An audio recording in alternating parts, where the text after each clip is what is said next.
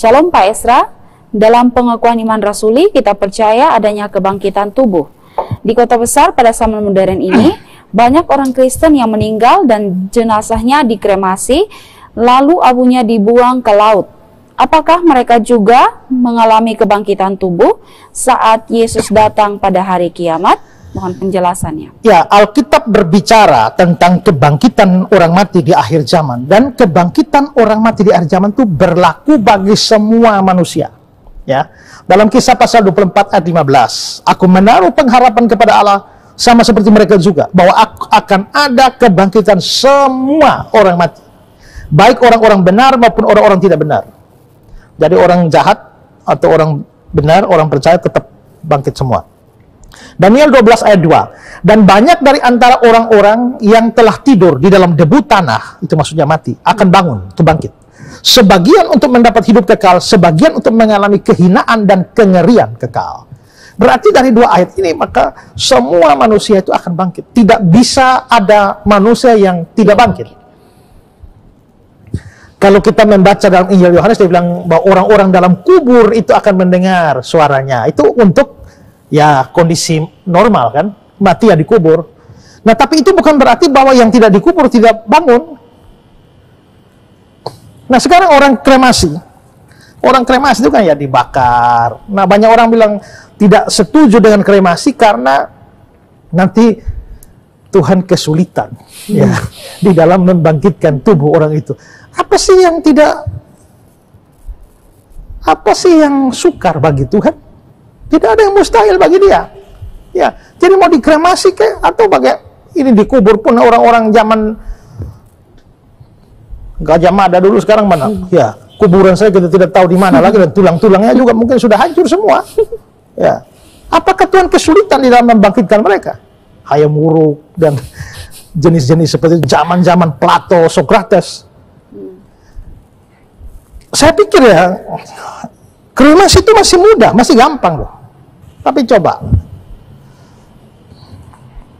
Ibu Sonya tenggelam di laut, contoh, ya, lalu dimakan ikan.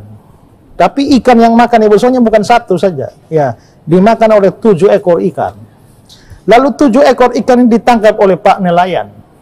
Lalu Pak Nelayan itu membawa ke pasar ikan, lalu sudah dipotong-potong ikan itu bagi 1 ekor bagi 14, lalu dijual di pasar, lalu dimakan oleh 100 orang setelah dibeli.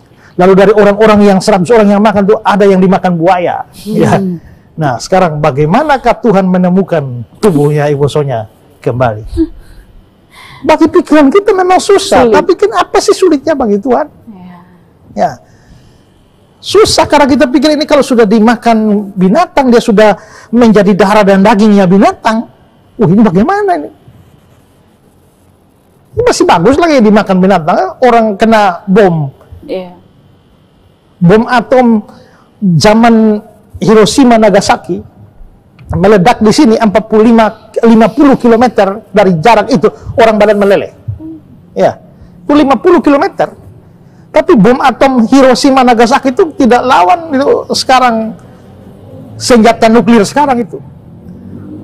Tak usahlah kita bicara ini bom-bom yang biasa ini kena kayak bom Bali saja. Ada yang kena bom langsung hilang. Bekas pun tidak ada.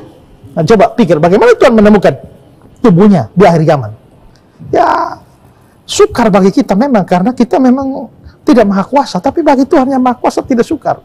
Jadi menurut saya mau dikubur boleh, dikremasi ya boleh, nggak ada masalah itu, ya. Walaupun memang kali lalu kayak Pak Pendeta siapa tuh, Bigman Sirait yang mati lalu minta dikremasi lalu menjadi pro kontra dan sebagainya. Saya ditanya, bagi saya nggak ada masalah, mau kremasi juga tidak ada problem itu. Ya.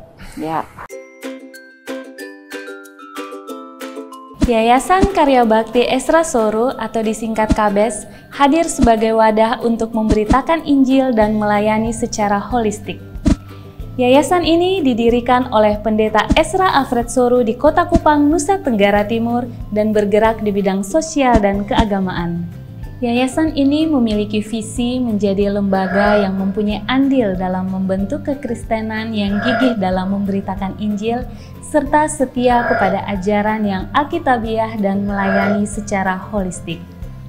Dan misi dari yayasan ini yaitu melakukan pemberitaan Injil dan penyebaran ajaran yang alkitabiah secara langsung maupun melalui berbagai media, juga mempersiapkan dan mengutus misionaris-misionaris lokal ke berbagai wilayah, terutama ke pelosok-pelosok, serta mengadakan seminar-seminar atau pelatihan-pelatihan doktrinal, dan melakukan aksi-aksi sosial yang mengarah kepada pelayanan Kristiani yang bersifat holistik.